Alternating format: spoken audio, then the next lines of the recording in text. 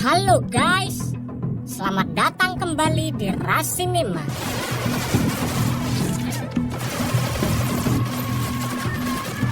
Pada kesempatan kali ini, kita akan membahas sebuah film yang berjudul Rider of Justice.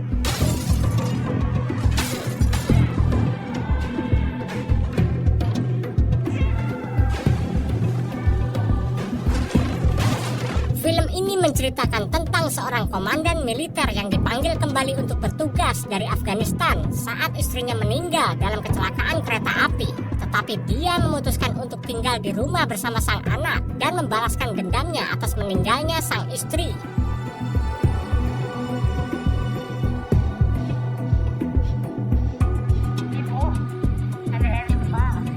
Tanpa basa-basi lagi, langsung saja kita simak alur ceritanya.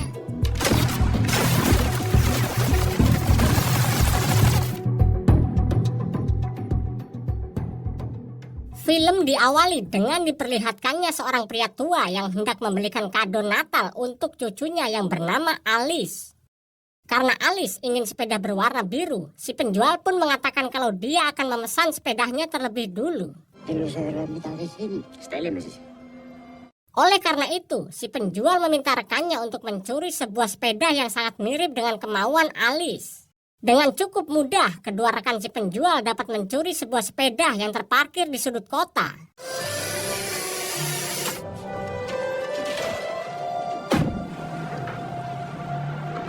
Sementara itu, di sisi lain, terlihat seorang pasukan militer bernama Marcus Hansen sedang menghubungi istrinya yang bernama Emma untuk menanyakan kabar tentang anak mereka. Tanpa diduga, dari percakapan tersebut diketahui kalau sepeda yang dicuri kelompok si penjual semalam merupakan sepeda milik putri sulung Marcus yang bernama Matilda. Karena tugasnya belum selesai, Marcus mengatakan kalau dirinya tidak jadi pulang dan harus kembali melaksanakan tugas selama 3 bulan lamanya. Kabar itu pun sontak membuat Matilda bersedih karena ayahnya yang tidak peduli terhadapnya. Karena mobil mereka mogok, Emma pun mengajak Matilda untuk berjalan kaki sampai ke stasiun kereta.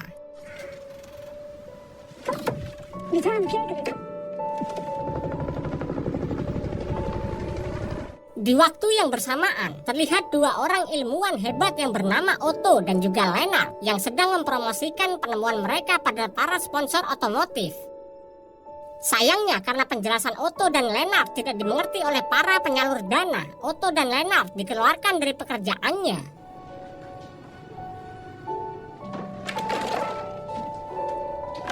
Beberapa waktu kemudian, Otto yang sedang berada di perjalanan menggunakan transportasi kereta api melihat seorang pria botak bertubuh kekar yang bernama Omen. Otto yang merasakan hal yang janggal juga melihat seorang pria yang membuang makanan dan minuman mahal yang baru saja dia beli.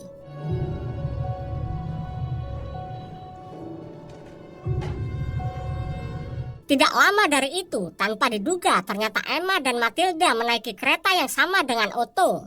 Melihat 2 orang perempuan ada di hadapannya, Otto dengan senang hati menyerahkan tempat duduknya. Baru saja kereta tersebut berjalan beberapa kilo dari stasiun, secara mengejutkan terjadi sebuah kecelakaan yang fatal.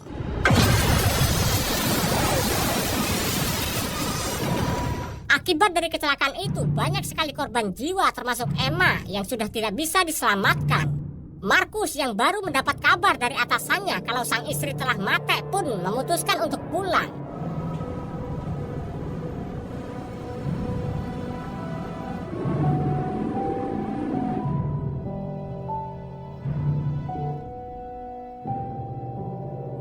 Di sisi lain, Otto yang baru tiba di rumahnya mengetahui bahwa kecelakaan yang dia alami merupakan sebuah aksi teror. Hal itu dikarenakan kereta yang melaju, anehnya justru menabrak kereta yang sedang berhenti. Siaran televisi juga menayangkan sosok Omen yang termasuk dalam anggota geng motor The Eagle ditetapkan sebagai saksi. Karena diduga Omen yang ada di kereta berselisih dengan musuh bebuyutannya yaitu geng Riders of Justice. Oleh karena itu, ketua geng Rider of Justice yaitu Kurt juga dipanggil dan ditetapkan sebagai saksi dalam persidangan. Karena diduga ada sangkut pautnya dengan kecelakaan tersebut.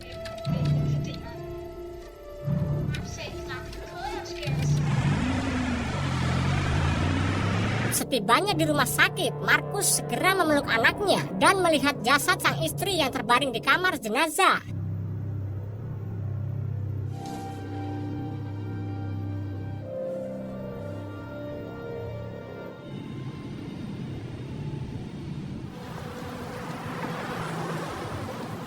Lalu, di tempat lain, Otto segera melapor pada pihak berwenang kalau seorang pria mencurigakan yang membuang makanan mewah di hadapannya adalah dalang di balik peristiwa yang sebenarnya terjadi.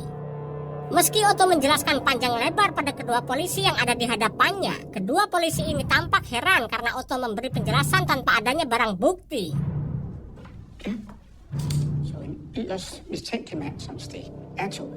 Det er helt vildt, kigger nærmere på det. Tak for din hjælp. Ingen smed bare for 119 kroner juice og sandwich ud på den måde. Sementara itu, di sisi lain, setelah upacara pemakaman sang ibu, terlihat Matilda menulis beberapa kejadian di secari kertas kecil sebelum kecelakaan kereta yang menewaskan sang ibu. Keesokan harinya, Matilda meminta izin pada Markus untuk berangkat ke sekolah, tapi Markus tidak mengizinkannya karena Markus yang masih khawatir dengan keselamatan anaknya. Kesal terhadap sang ayah yang justru menanyakan hal-hal yang tidak penting, Matilda pun segera pergi meninggalkan Markus.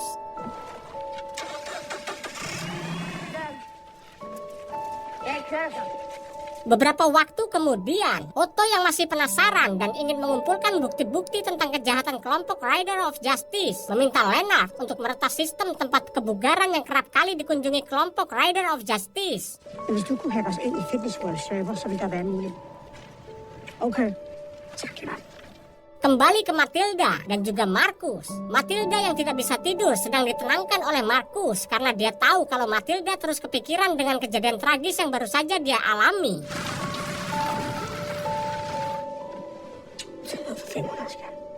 Setelah memastikan Matilda telah tertidur nyenyak, Markus yang sedang merenung sendirian tiba-tiba didatangi oleh Otto dan juga Lennart. Di situ Otto menjelaskan kalau dirinya berada di dalam kereta api yang sama dengan anak dan istri Markus.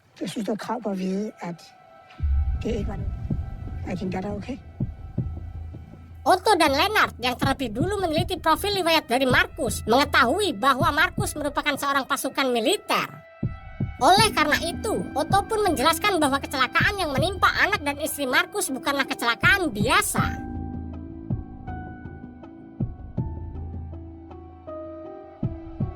Kemudian Markus membawa Otto dan Lennart ke sebuah gudang di belakang rumahnya dan mereka pun menjelaskan apa maksud dari kedatangan mereka. Otto yang membawa beberapa catatan kriminal, rekam medis, rekaman telepon, pesan teks, serta informasi bank dari kelompok The Eagles dan Rider of Justice menyerahkan semua itu pada Markus. Straffeattest 6 tilfælde af håndgemænd. Lennart god til at finde ting. Setelah menjelaskan panjang lebar tentang beberapa informasi yang mereka berdua dapat, Otto mengatakan bahwa Omen dan salah seorang pria mencurigakan turun di stasiun tempat istri dan anak Markus menaiki kereta dan hanya beberapa detik saja sebelum terjadinya kecelakaan. Jeg ved det ikke nu, men han skyndte sig på den station, hvor din kone og datter stod på, sekunder inden ulykken indtraf.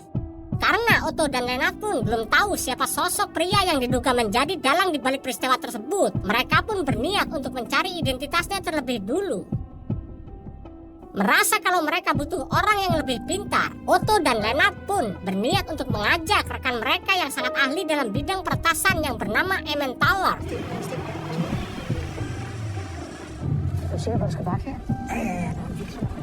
Keesokan harinya, di rumah sakit terlihat Markus dan juga Matilda ditawari oleh kedua orang psikolog yang mau membantu mereka. Tapi di sini Markus yang merasa kalau keadaan mereka berdua baik-baik saja menolak bantuan kedua psikolog itu.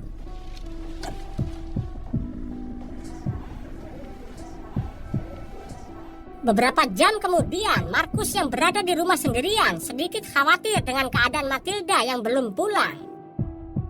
Tidak lama dari itu, Markus yang mendengar suara anaknya di luar segera menghampiri Matilda yang sedang bersama pacarnya yang bernama Sirius. Melihat tindakan Markus begitu kasar pada Matilda, Sirius meminta Markus untuk bertindak lebih lembut pada anaknya. Mendengar hal tersebut, tentu saja Markus yang emosi pun langsung memukul Sirius.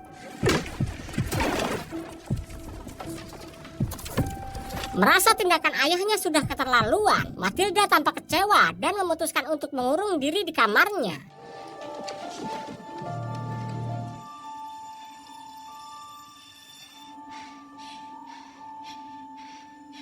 Beberapa waktu kemudian, terlihat Otto dan juga Lennart menghampiri kediaman Emmentaler dan memintanya untuk menyelidiki siapa rekan Omen yang berada di kereta. Tanpa diduga, setelah diselidiki oleh Emmentaler, ternyata pria yang dimaksud mereka berdua ada sedikit kemiripan dengan 3 orang pria bernama Aharon Nahas Saadit, seorang dokter gigi 38 tahun, Nazlet Al-Seman Al-Kebli 21 tahun, dan Nazlet El-Seman Al-Haram yang tinggal di Kairo, Mesir. Aharon Nahas Saadit. Tetapi di antara ketiganya hanya ada salah satu yang cocok di atas ambang penanda biometrik 9,12%, yaitu Nazlet El-Seman Al-Haram. Mengetahui hal tersebut, Otto dan juga Lennart yang merasa bukan merekalah pelakunya karena berada di wilayah Mesir. Maka dari itu mereka menyuruh Emmentaler mencari seseorang yang cocok dengan pria tersebut yang berada di wilayah Denmark. Fucking lortestopper her, som ikke kun finder folk i fucking Sydamerika. De er begge to taget fra Højvik. Sorry, begge to. Setelah melakukan pencarian lebih lanjut, Emmentaler menemukan sebuah identitas pria dengan kemiripan 95% yang tinggal di wilayah Denmark bernama Palle Olesen. Dengan semua kemiripan yang dimiliki oleh Palle, mereka pun memutuskan bahwa Palle lah si pria mencurigakan yang ada di kereta sekaligus dalang di balik tragedi kecelakaan kereta api tempo lalu. Keesokan harinya, Matilda yang hendak berangkat sekolah meminta Markus untuk meminta maaf pada Sirius. Mendengar permintaan putrinya itu, Markus yang juga merasa bersalah pun meminta Matilda mengajak Sirius untuk makan malam bersama di rumahnya.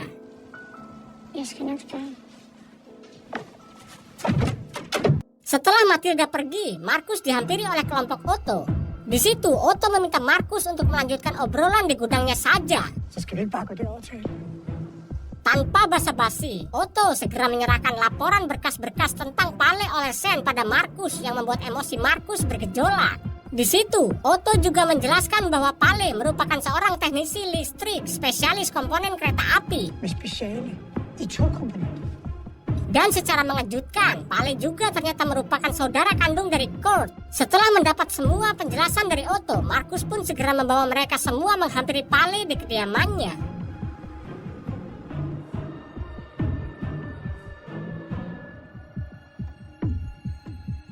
Setibanya di kediaman Palle, Markus secara baik-baik menerangkan bahwa istrinya telah mati akibat sebuah kecelakaan yang disebabkan oleh Palle. Mendengar hal itu, Palle yang tidak mengerti dengan perkataan Markus menyuruh mereka semua untuk pergi sembari menodongkan pistol. Mendapat perlakuan seperti itu, Markus yang awalnya hendak pergi memutuskan untuk kembali dan menjunuh Palle.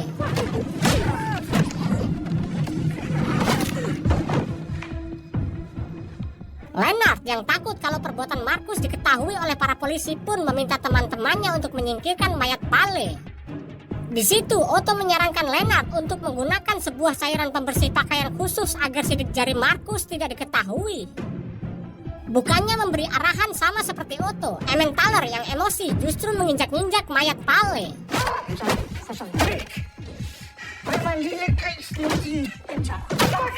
Melihat emosi Emmentaler semakin memuncak, Otto segera menyeret Emmentaler ke dalam mobil dan menghampiri Markus yang telah menunggu mereka. Saat Lennart mengambil beberapa bahan yang diperlukan untuk membersihkan sidik jari kelompoknya, secara tidak diduga, Lennart melihat bahwa ada seorang pria yang sedang diikat yang dijadikan bahan pemuas nafsu oleh Palle. Tanpa memperdulikan pria tersebut, setelah melakukan tugasnya, Lennart segera kembali ke mobil.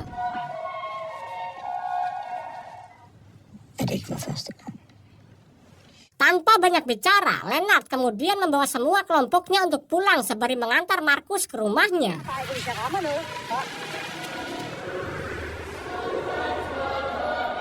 Sesampainya di rumah, Markus melihat kalau Sirius ternyata sudah ada di rumahnya bersama Matilda.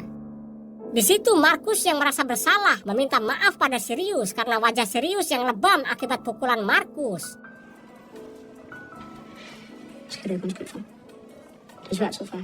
Mereka pun kemudian melanjutkan obrolan mereka di meja makan. Di hadapan Markus dan Matilda, Sirius yang merupakan instruktur yoga menyarankan Markus untuk dimeditasi. Hal itu dikarenakan Markus yang tidak bisa menahan emosinya. Tampaknya di sini Matilda pun juga mendukung Sirius dan meminta sang ayah mendatangkan 2 orang psikiater untuk membantu mereka. Mendengar permintaan Matilda, Markus pun mengatakan kalau dia tidak bisa memenuhi permintaan tersebut. Ketika Markus melihat siaran di televisi, dia melihat sebuah berita. Di situ dijelaskan karena kurangnya bukti, Kurt dan Omen yang terjerat dalam dugaan kasus kecelakaan kereta api dibebaskan oleh hakim. Di hadapan para wartawan, Kurt yang tahu Pale telah mati, dia mengatakan kalau dia akan memberi pelajaran yang setimpal bagi pelaku di balik kematian Pale, saudaranya. Keesokan harinya, Markus yang belum puas dan merasa tertantang atas perkataan Kurt semalam di televisi. Kemudian dia memanggil Otto, Lennart, dan juga Emmentaler untuk kembali diskusi di gudang rumahnya. Di hadapan mereka semua, Markus memerintahkan kelompoknya untuk mengumpulkan semua informasi tentang Rider of Justice. Mendengar perintah tersebut, sontak Otto dan yang lain pun menanyakan buat apa mereka melakukan semua itu. Secara terang-terangan, Markus pun menjawab kalau dia ingin membalaskan kematian sang istri.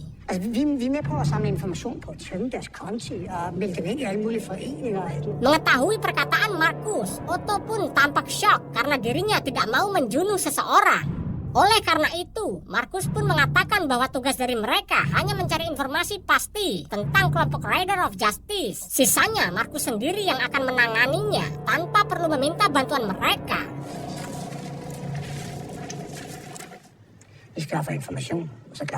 Tidak lama dari itu, Matilda yang baru pulang diantar oleh Sirius penasaran dengan Lennart dan juga Emmentaler yang datang bersama Markus.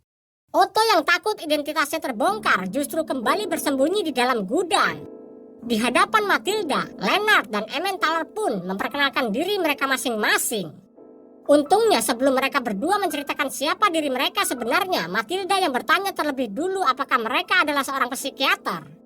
Lalu Lennart dan Emmentaler pun menjawabnya kalau dia adalah seorang psikiater. Untung saja Lennart yang hebat dan berpengalaman bisa meyakinkan Matilda bahwa dirinya merupakan psikiater orang dewasa, sedangkan Emmentaler merupakan seorang psikiater anak kecil.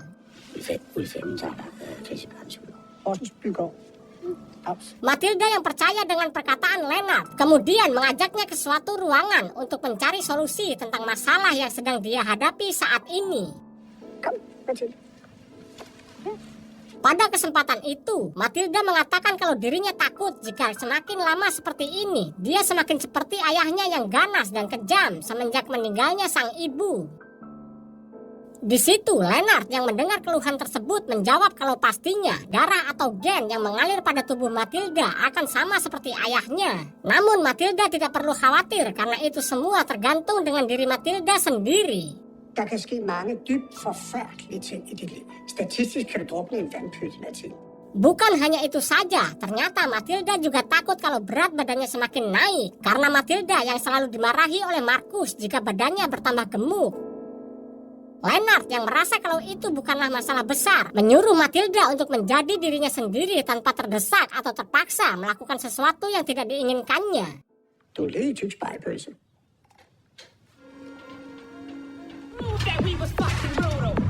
Beberapa waktu kemudian, terlihat seorang pria yang sebelumnya dijadikan pemuas nafsu oleh Pale yang bernama Bodaska. Dia dihampiri oleh Kurt dan kelompoknya. Di situ, Kurt menanyakan siapakah pelaku di balik kematian Pale.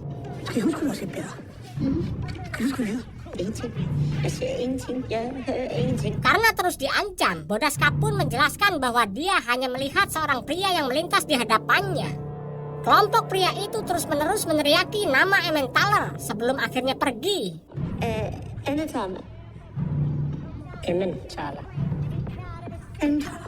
Sementara itu, di sisi lain, selagi Lennart bertugas untuk berpura-pura sebagai seorang psikiater, terlihat Markus membawa beberapa barang pesanan Lennart dan menyerahkannya pada Emmentaler yang sedang mencoba mengumpulkan beberapa informasi di dalam gudang.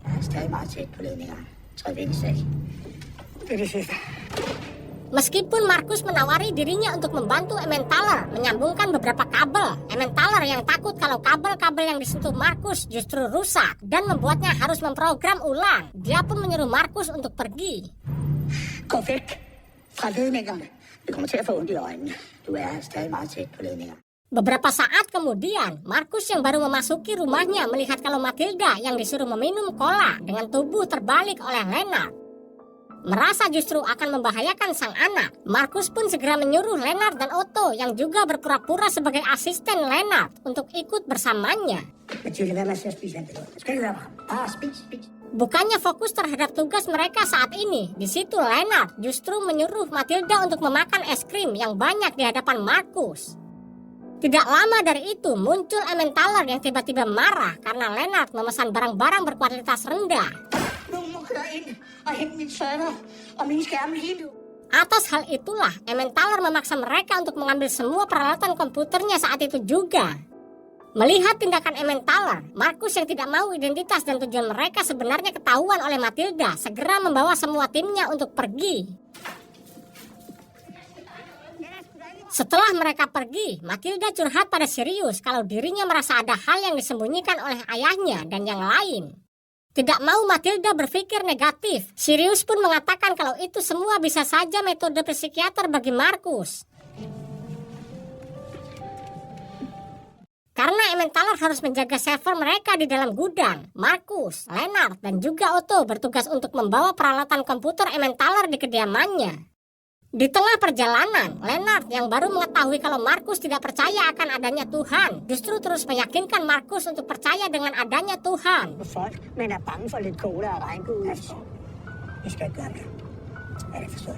Markus yang tidak mau berdebat dengan Leonard pun menyuruhnya untuk diam, atau Markus akan menghajar Leonard. Mendengar hal tersebut bukannya menuruti perkataan Markus, Leonard justru terus-menerus berbicara dan membuat Markus langsung menghentikan mobilnya. Tidak mau disiksa oleh Markus, Leonard pun segera berlari ke tengah ladang yang sangat luas. Saat Markus mendekatinya, tiba-tiba Leonard membuka celananya.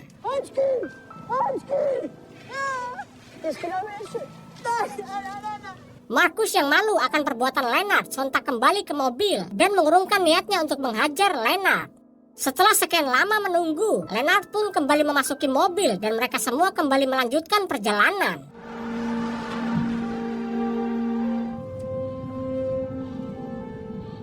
Beberapa waktu kemudian, akhirnya Markus dan kelompoknya pun tiba di kediaman Emmentaler untuk mengambil peralatan komputer miliknya. Tanpa diduga di seberang jalan terlihat kelompok Kurt yang sedang memata-matai kediaman Emmentaler. Setelah memastikan kalau Markus dan kelompoknya adalah pelaku di balik kematian Pale, kelompok Kurt pun tanpa basa-basi seketika langsung menghujani mereka semua dengan timah panas.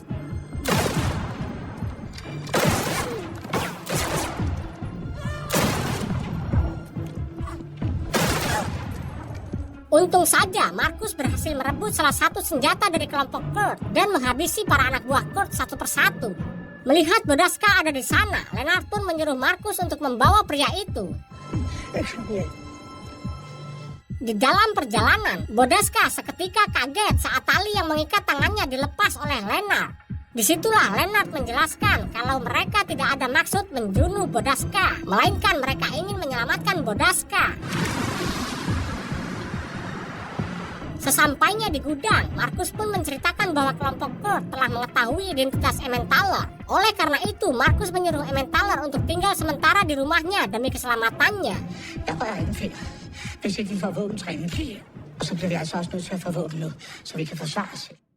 Setelah itu, mereka pun makan malam bersama di rumah Markus. Mereka yang mengetahui kalau Bodaska tidak mempunyai uang dan tempat tinggal, Markus menawari Bodaska untuk menjadi asisten rumah tangga di rumahnya. Mendengar tawaran tersebut, tentu saja Bodaska langsung menerima tawaran itu. Karena ternyata Bodaska dulunya merupakan seorang pria yang sering disewa oleh pria lain untuk dijadikan pemuas hawa nafsu mereka. Tak for ikke at bolle min røv. Keesokan harinya, terlihat Emmentaler yang telah mengumpulkan banyak informasi tentang kelompok Kurt. Dia menjelaskan kalau mereka harus membantoi habis kelompok Rider of Justice. Kalau mereka tidak mampu, sebaiknya Markus dan yang lain berfokus pada Kurt. Mendengar hal itu, sontak saja Otto yang tidak mau lagi ada pertumpahan darah melarang mereka untuk bertempur. Perkataan Otto pun sontak membuat Emmentaler emosi, karena kalau mereka tidak segera membantoi Kurt, kelompok Rider of Justice akan terus memburu mereka.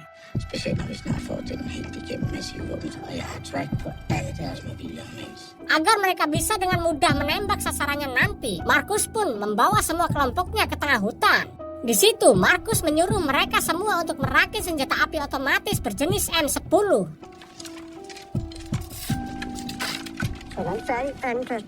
Tanpa diduga, saat Markus menjelaskan, Emmentaler sudah terlebih dulu selesai merakit senjatanya. Hal itu pun membuat Markus sedikit heran karena Emmentaler bisa merakit senjata dengan cepat. Setelah semuanya siap, Markus menyuruh mereka semua untuk latihan menembak.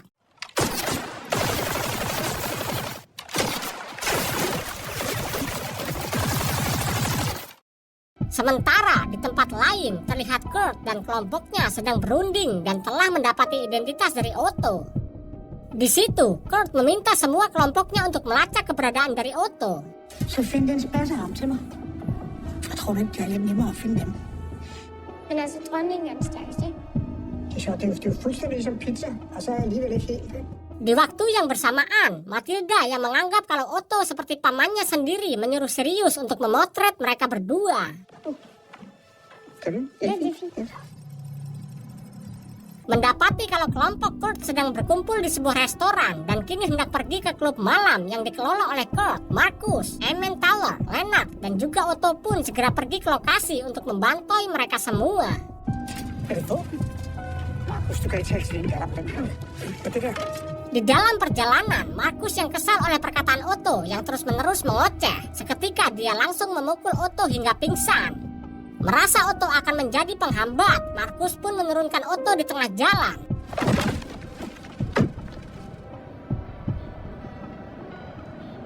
Setibanya di lokasi, mereka melihat kelompok Kurt hendak keluar dari bar bersama para wanita. Lalu Markus pun mengurungkan niatnya untuk membantoi mereka. Tetapi tidak lama dari itu, mereka melihat kalau ada sebagian kelompok Kurt yang terpisah dari para wanita. Dan secara mengejutkan, Markus langsung menghampiri anak buah Kurt dan membantoinya tanpa ampun.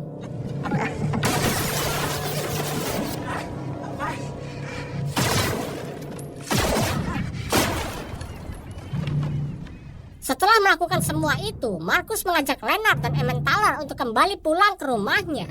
Di tengah perjalanan, merasa bersalah terhadap Otto, Markus pun menjemput Otto yang sedang berjalan sendirian.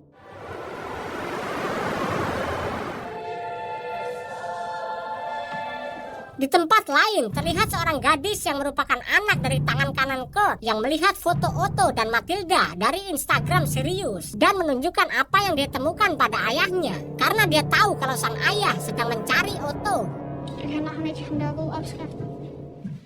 Keesokan harinya, saat sedang sarapan, Matilda yang melihat luka di wajah Otto sontak menanyakan apakah itu perbuatan Markus. Melihat Otto dan Markus yang tidak berbicara sedikit pun, Matilda yang kecewa dengan ayahnya itu segera pergi ke kamar. Setelah itu, karena tidak mau masalahnya semakin rumit, Otto menghampiri Matilda dan mengatakan kalau luka di wajahnya bukanlah perbuatan Markus, melainkan Otto sendiri yang terjatuh dari tangga. Kemudian, Otto melihat banyak tempelan kertas yang mengarah pada kejadian tragis tempo lalu di kereta api. Og hvordan er det betydningen af din far, ja? Nej, min mor ikke gider at køre mig, og så var derfor det var lidt ligegyldigt, at bilen ikke kunne starte. Di hadapan Matilda, Otto mengatakan kalau semua yang dilakukan Matilda bisa mempunyai jalur sendiri hingga tidak terlampaui. Oleh karena itu, jika Matilda menyelidiki seseorang atau peristiwa dengan cara seperti ini, Matilda tidak akan mendapat apa-apa. Bliv sur på. Jeg ved også godt, det ikke er hans skyld. Di waktu yang sama, terlihat Bodaska sedang menceritakan kehidupannya di Jerman yang pahit di hadapan Lennart. Di situ, Bodaska mengatakan kalau dirinya dan juga Pale baru 3 hari tiba di Swedia sebelum pada akhirnya dibunuh oleh Markus. Mendengar hal tersebut, Lennart pun sontak mengatakan kalau itu tidak mungkin karena Pale berada di kereta seminggu sebelumnya. Nej, men ingen tog ved flyet. Og Palle, han var med toget ugen inden. Mengetahui kalau perkataan Bodaska adalah benar, sontak Lennart pun menyimpulkan kalau yang ada di kereta bukanlah Pale. Saat Leonard mengecek lebih dalam lagi di komputer, secara tidak diduga, ternyata yang mereka bunuh bukanlah orang yang ada di kereta. Dan benar saja, di tempat lain terlihat orang yang ada di kereta bernama Aharon Nahas Sadid baru saja tiba di rumahnya yang membawa beberapa makanan untuk anak dan istrinya. Di situ Aharon mengatakan kalau makanan di wilayah Swedia tidak enak karena lidahnya yang tidak cocok dengan makanan-makanan mahal Swedia. Oleh karena itu, Aharon memberikan anak dan istrinya makanan dari restoran McDonald yang sering mereka konsumsi.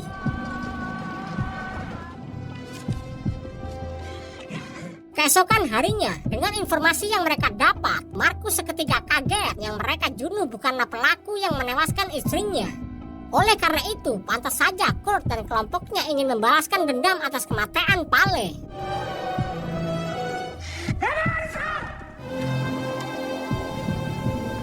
Merasa kalau kecelakaan tersebut bukanlah rekayasa siapapun dan hanya kecelakaan pada umumnya, Markus yang sudah terlanjur membantai habis beberapa kelompok Kurt pun sangat menyesali perbuatannya.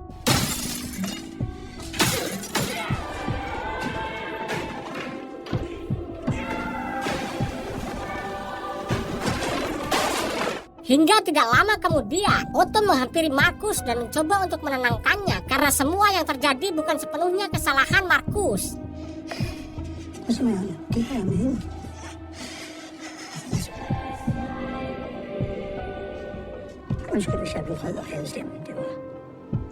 Beberapa jam kemudian, Otto pun menjelaskan kalau dirinya datang meminta bantuan terhadap Markus sebab para polisi yang tidak mau membantunya.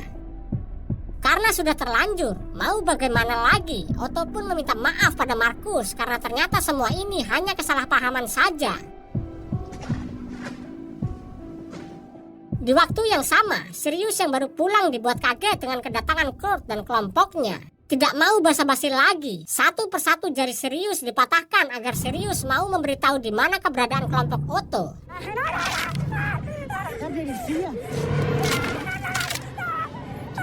Secara mengejutkan, saat Markus hendak menghampiri Matilda dan yang lain, kelompok Kurt dengan membabi buta tiba-tiba menyerang mereka semua.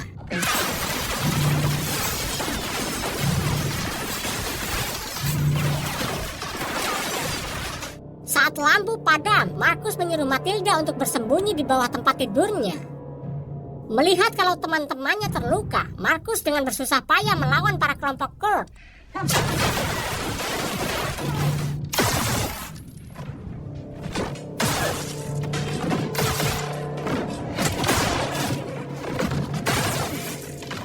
Sangat disayangkan, Matilda yang bersembunyi di balik ranjang berhasil ditemukan dan ditangkap oleh kelompok Kurt.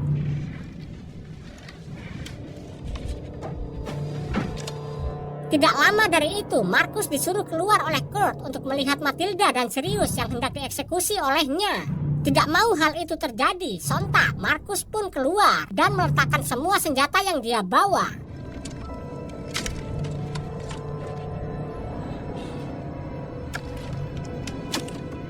Saat Markus hendak dihabisi oleh kelompok Kurt, secara tidak diduga dari arah belakang, Otto dan yang lain langsung menyerang kelompok Kurt.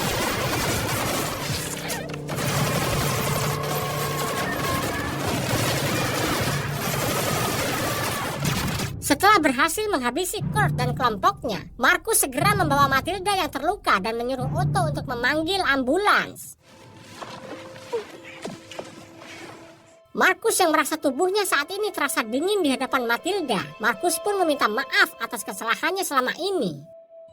Disitulah Matilda baru menyadari bahwa selama ini ayahnya ingin menuntut balas atas meninggalnya sang ibu.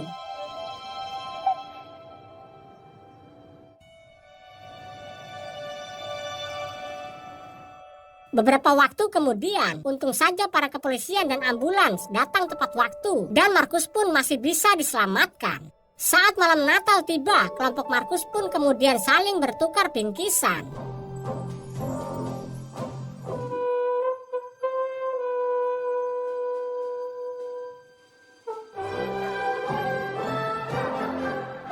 Sementara itu, di waktu yang sama, terlihat Alice yang diberi sebuah hadiah oleh kakeknya, yaitu sepeda yang sesuai dengan keinginannya.